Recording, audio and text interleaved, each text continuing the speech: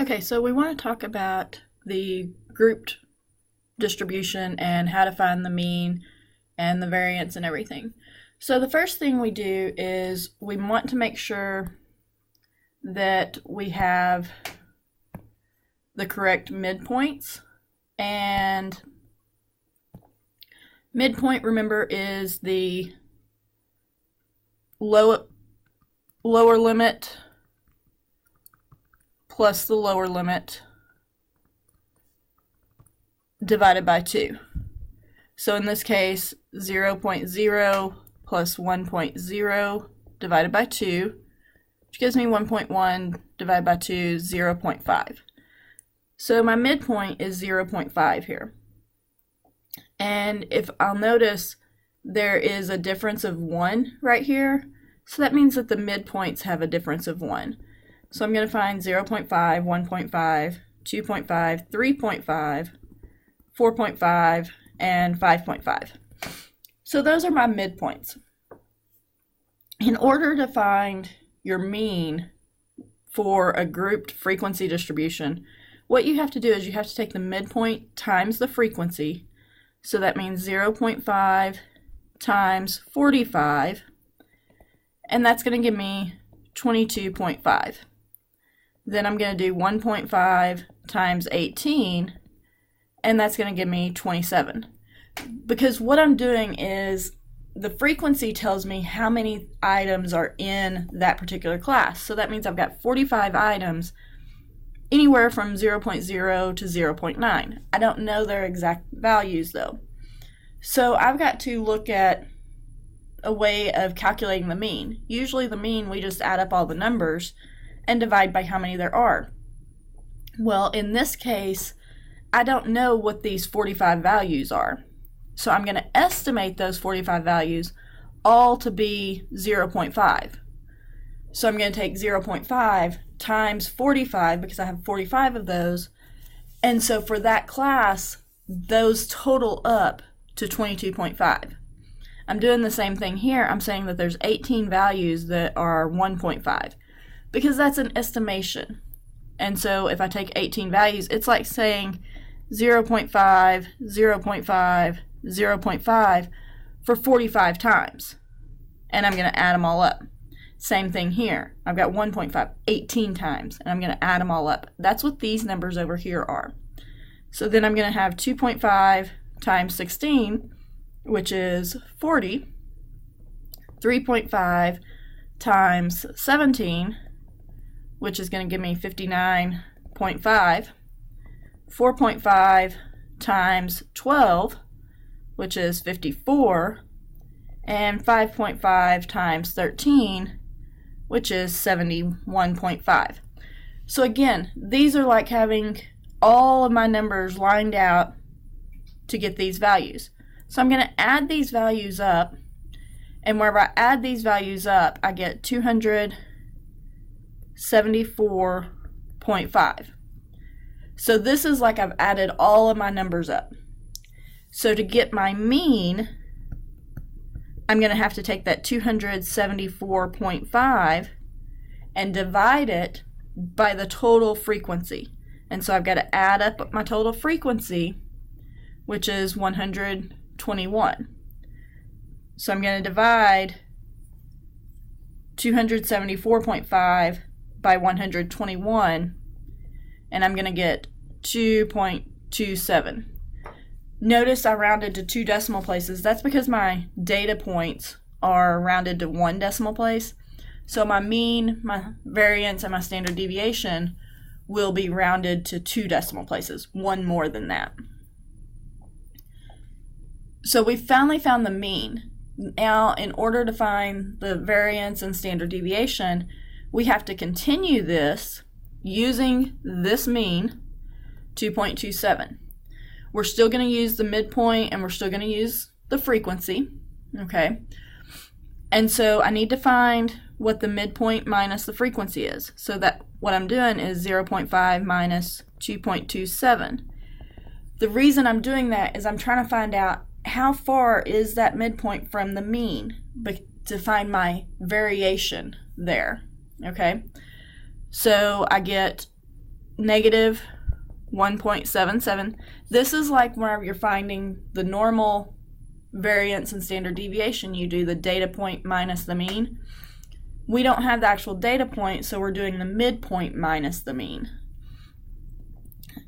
So I do 1.5 minus 2.7, or I'm sorry, 2.27, and I get a negative 0.77. 2.5 minus 2.27, and I get 0.23. 3.5 minus 2.27 is equal to 1.23. 4.5 minus 2.27 is equal to 2.23. And 5.5 minus 2.27 is equal to 3.23. Now I have these values here. So these are like my data points, how far away from the mean they are. I have to then multiply that by their frequency after I do what we consider the midpoint minus the mean squared. So I have to square it. Remember where we squared the data minus mean in regular standard deviation and variance. And then once I square it, I will then take that value and multiply it by the frequency. Okay, so I'm going to take negative 1.77 and I'm going to square that. Then I will multiply that by its frequency. So if I take 1.77 squared, that's going to be a 3.1329. Not going to do any rounding at this point, but notice it became positive. That's because I've got a negative times a negative, so that's going to become a positive. Then I'm going to take that 3.1329 and I'm going to multiply it by 45 because that's my frequency. And I'm going to get, let's see, 140.9805. Again, I'm not going to round yet, okay? And then I'm going to take negative 0.77 and I'm going to square it. And I'll get 0.5929. And then I will take 0.5929 and I'll multiply that by 18. And I'll get 10.6722. Take 0.23 and square that. I get 0.0529. Multiply that by 16 and I get a 0.8464. Then I'm going to have 1.23 squared, and that becomes 1.5129. So 1.5129 multiplied by its frequency, which is 17.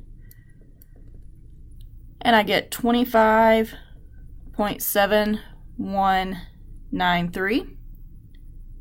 I'm going to take 2.23 and square that, and I get 4.9729. 4.9729 times 12 is going to give me 59.6748. 3.23 squared is going to be 10.4329. So 10.4329 times 13 is going to give me 135.6277.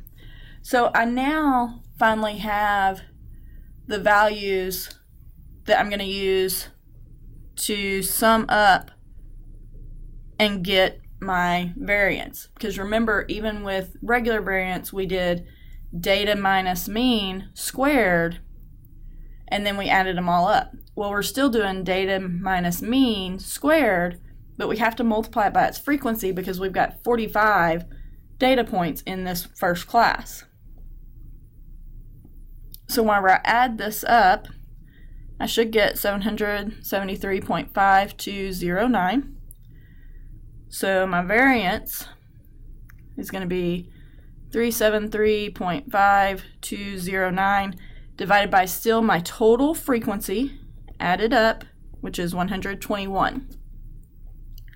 So 373.5209 divided by 121 gives me 3.08694.9. Again, our data values were 1 decimal, so this is going to be 2 decimals. So I'm going to have 3.09 as my variance. So then my standard deviation, just sigma, is going to be the square root of my 3.09. So that's going to be 1.76. Okay, so in order to even find the mean to begin with, we have to find the midpoint because we don't know what these 45 data values are. They could be 0.0, they could be 0.1, 0.2, everything. We don't know their exact value, so we have to do this estimation, okay? And then once we get that estimation, we have to multiply by their frequency because we have that many of those items in there. That gets us our mean. Then we're going to do the mean minus, the midpoint minus the mean squared, just like we did data value minus the mean squared. We have to multiply that by the frequency because we've still got 45 numbers that are in here. And so this is really an estimation because we don't know the exact numbers, but we've got to do that midpoint minus the mean. That's like our data value minus the mean for our regular standard deviation. If you continue to have questions, let me know.